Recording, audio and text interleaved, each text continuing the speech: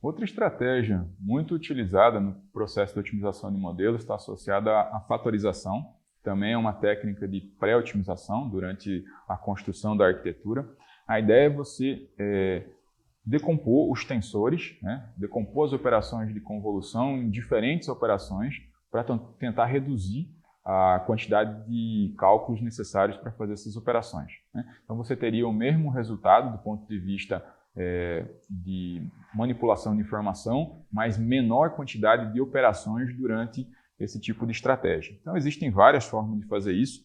Duas das formas utilizadas estão associadas a Tucker Decomposition e a CP Decomposition.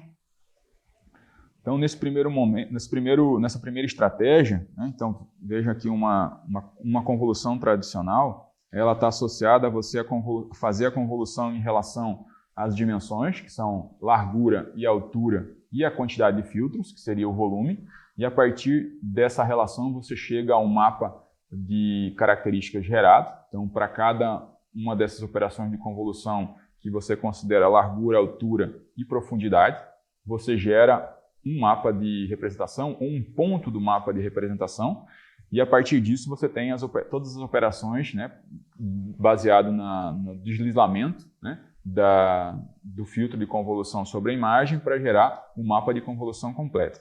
A ideia da fatorização é tentar diminuir ou dividir esses passos em passos intermediários para diminuir a quantidade de operações necessárias.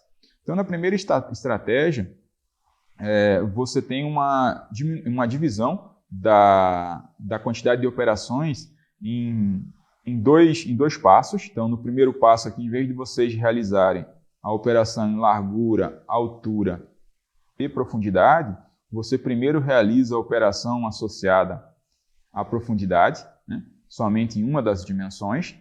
No segundo passo, a segunda dimensão, associada à profundidade, e a partir da combinação dessas duas estratégias, você chega no valor do mapa do volume de saída que está sendo gerado. Essa é a primeira estratégia. A segunda estratégia divide essa operação em 4. Então, considera aqui cada um dos pontos desse mapa, da largura, altura e profundidade. Então, no primeiro momento, você vai nessa direção, em relação à profundidade do modelo. Então, no segundo momento, você vai nessa direção, em relação a uma das dimensões. No terceiro ponto aqui, você vai em relação à segunda das dimensões. E no terceiro ponto, você vai em relação, na quarta operação, você vai em relação à profundidade desse modelo também, até chegar o mapa, ou o ponto específico do mapa que está sendo gerado. Isso para cada um dos pontos do volume de saída. Esse tipo de estratégia é bastante interessante porque ela reduz muito a quantidade de operações necessárias. Veja que, realizando esse tipo de operação, decompondo aqui a partir de um tensor 4D, você consegue aumentar a velocidade de processamento em torno de 8 vezes, pouco mais de 8 vezes, e tem uma queda baixa na acurácia do modelo, em torno de 1%. Então você tem um ganho bem interessante do ponto de vista de processamento, com uma queda de acurácia relativamente limitada. Então é uma operação bastante interessante e muito utilizada nesse tipo de estratégia. Uma outra estratégia muito parecida com essa está associada a Deepwise Separable Convolution. Na verdade, é você separar essas operações em duas. Ela é muito utilizada, muito famosa porque ela é utilizada em uma arquitetura muito usada do ponto de vista de arquiteturas que são bastante portáveis, que é a MobileNet. Existem várias versões da MobileNet atualmente. Então, a ideia de uma convolução tradicional, como a gente viu anteriormente, é você realizar a operação do ponto de vista espacial, largura, altura, e em relação à profundidade, que está associada à quantidade a profundidade do canal, e em relação a todos os filtros que esse volume possui. Só que isso possui um custo computacional razoável, e a ideia de usar o Deepwise Separable Convolution é separar essa operação em duas estratégias. A primeira é você fazer a convolução em relação ao Deepwise Filters, Deepwise Convolutional Filters. Você faz primeiro somente relacionado a cada um aqui dos filtros. Então, primeiro você processa cada um dos filtros. em relação aos M-filtros, e a partir disso você usa uma estratégia de convolução 1 por 1 aqui para combinar esses filtros novamente para dar o seu volume de saída. Então a ideia aqui é dividir em 2 passos. Primeiro, você tem o Deepwise Convolution, onde você faz a convolução em relação a cada um dos filtros. Então o mapa vai estar associado a cada um dos filtros. Depois você faz a convolução associada aqui a um filtro de combinação de saídas para gerar o seu volume de saída da mesma forma que seria quando você gera com a estratégia original. Isso diminui bastante o tempo de processamento e a queda no desempenho é muito pequena do ponto de vista de qualidade. Então veja aqui a comparação quando você combina aqui uma estratégia tradicional com uma estratégia Deepwise, né? A taxa de acurácia, ou a queda na taxa de acurácia, ela é bem pequena, mas a quantidade de parâmetros necessários é muito menor. Veja que a gente cai aqui de 29 milhões para 4 milhões de parâmetros para fazer esse tipo de operação. E, inclusive, a gente pode configurar um parâmetro para dizer qual seria a sensibilidade associada a esse modelo, e isso pode aumentar ainda mais o ganho em relação à otimização, a diminuição na quantidade de parâmetros. Só que quanto menos parâmetros a gente manter na rede, maior a possibilidade de underfit, né? Subrepresentar a informação que a gente está querendo tratar. Então essa é uma outra estratégia que vocês podem utilizar para fazer otimização de modelos ou já construir os seus modelos de forma otimizada. A MobileNet é uma estratégia muito boa para quem precisa de fazer deploy desses modelos que eventualmente vão rodar no dispositivo do usuário final, ou eventualmente isso vai ser embarcado em algum tipo de equipamento que tem restrições, seja de memória, processador ou de energia.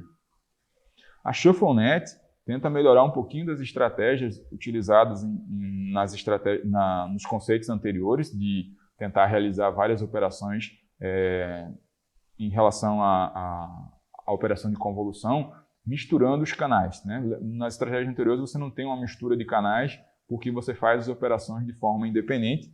A ideia da ShuffleNet é você ter um módulo que permita que essa combinação dos canais, quando são realizados pelas operações 1D, seja feita de forma explícita, e isso eventualmente pode aumentar a qualidade e a performance do modelo. Existem 2 variações dela, onde você faz só a combinação dos canais, e uma terceira quando você faz essa combinação associada a um average pooling, né? Nos módulos de... Aqui é um exemplo quando a gente está usando a ShuffleNet junto com uma ResNet, né? Então, no módulo residual associado a esse modelo, você pode fazer um average pooling para aumentar a qualidade do desempenho. E isso aqui você está fazendo aqui uma outra operação de mistura de canais. Então, existem várias estratégias de mistura de canais. A ShuffleNet é uma, a FNet é outra estratégia mais recente, que também tem desempenhos bem interessantes do ponto de vista de operação, ou diminuição na quantidade de operação e de recursos necessários, mantendo ou eventualmente até melhorando a acurácia do modelo. Lembrando que, na medida que eu tenho muitas conexões, eventualmente eu tenho uma dificuldade de otimizar esse modelo e eu vou precisar de mais exemplos. Então, se eu conseguir uma arquitetura que consiga aprender com menos conexões, possivelmente elas são mais simples de serem treinadas e, inclusive, fazer aprendizado por transferência em bases que são menores pode ser mais viável. Uma outra estratégia muito usada também está associado ao conceito de distillation. A ideia do distillation pode ser utilizada de várias formas. O distillation está associado a eu ter uma arquitetura treinada, que tem um bom desempenho em relação a algum problema, e querer transferir esse conhecimento que foi aprendido por essa arquitetura para uma outra arquitetura menor que possa ter o mesmo desempenho do ponto de vista de operação. Então, a ideia de treinar essa segunda arquitetura menor não é diretamente sobre os dados de entrada, mas sim aprender a relação entrada-saída que foi construída na arquitetura maior. Então, a ideia é que você tem uma arquitetura que a gente chama de professor, que foi treinada sobre os dados originais e possui uma profundidade, uma quantidade de parâmetros maior, e a partir disso utilizar as saídas, né, tentar aproximar não os labels associados, não aprender diretamente em relação aos labels associados a esse conjunto de dados, e sim aprender quais foram as características ou qual foi o mapeamento que essa arquitetura professor construiu nesse mapeamento entrada-saída sobre esses dados originais. Então, a ideia é fazer o quê? Transferir o conhecimento de uma arquitetura para outra, sendo que a outra possui uma quantidade de conexões menor.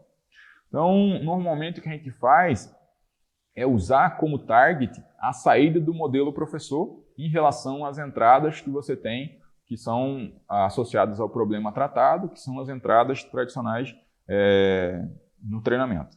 Então, aqui um exemplo, né? Então, a gente vai pegar aqui as previsões que estão associadas aos labels em saída. Então, a gente não pega lá a codificação da base de dados original, a gente pega os labels associados à saída ou as ativações associadas a esse modelo professor e usa elas como entrada. O que a gente faz para garantir que o desempenho vai ser próximo à estratégia tradicional é uma combinação entre a aproximação associada à saída do modelo professor e os labels originais. Então, a função de perda que a gente vai utilizar é uma combinação das duas estratégias. Tentar aproximar, quando eu estou treinando aqui o estudante, eu quero que o estudante, de certa forma, tenha um desempenho parecido com o professor, do ponto de vista da operação. Então, eu tenho lá a minha entrada e, a partir disso, eu tenho as saídas, né? As saídas de ativação do modelo, normalmente depois do softmax. E, a partir disso, a gente quer que o nosso modelo aproxime bastante o desempenho da estratégia professor. Mas, para garantir que o nosso desempenho vai ir na direção de otimização e que ele vá também generalizar, a gente pode combinar, né, com a Hard Prediction, que está associada a você ter uma função de perda também em relação ao label da classe original. Então, você quer fazer uma combinação dessas duas estratégias na hora de aprender o desempenho do modelo. Essa estratégia é bastante interessante porque permite que a gente consiga, de certa forma, construir uma arquitetura menor com um conceito muito parecido da arquitetura maior.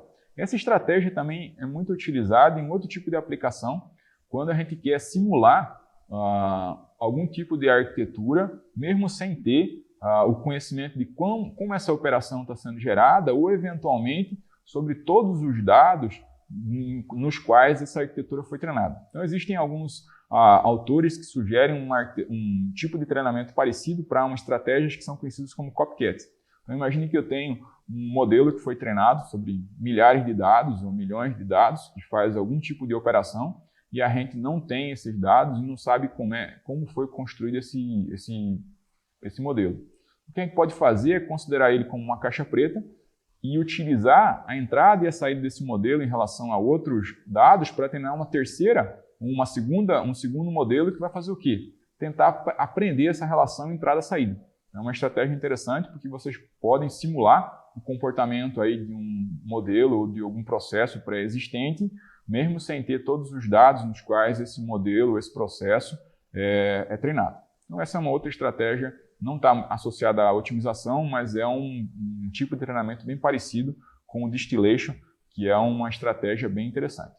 Então, o que a gente viu nessa aula foram alguns modelos associados a como é que a gente consegue otimizar os parâmetros da rede, diminuindo tanto a quantidade de parâmetros, o espaço de armazenamento, a quantidade de operações na hora de fazer a execução desse modelo, o custo do ponto de vista de inferência, então diminuir a latência na hora de fazer a inferência desse modelo e, principalmente, a quantidade de energia necessária para fazer essa operação. Dúvidas podem ser dirimidas no nosso site.